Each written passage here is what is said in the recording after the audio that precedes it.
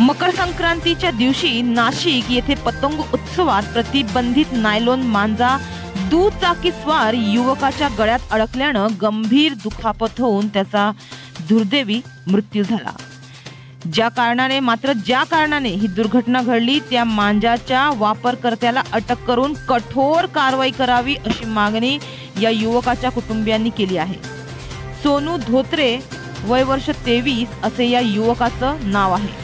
नाशिक जिल्ह्यात मकर संक्रांतीला पतंग उत्सव उत्साहात साजरा केला जातो। पतंग उत्सवात नायलॉन मांजा वापरास बंदी आहे, मात्र तरी देखील त्याचा होणारा वापर या युवकाच्या जीवावर बेतलाय।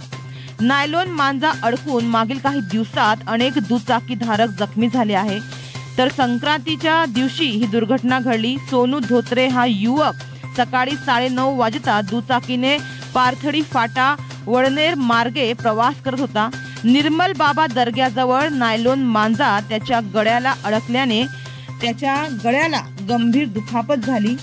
तर मामा सुनील जाधव यांनी त्याला तातडीने जिल्हा शासकीय रुग्णालयात दाखल केले, परंतु तत्पूर्वीच त्याचा मृत्यू झाल्याचे वैद्यकीय अधिकाऱ्यांनी घोषित केले।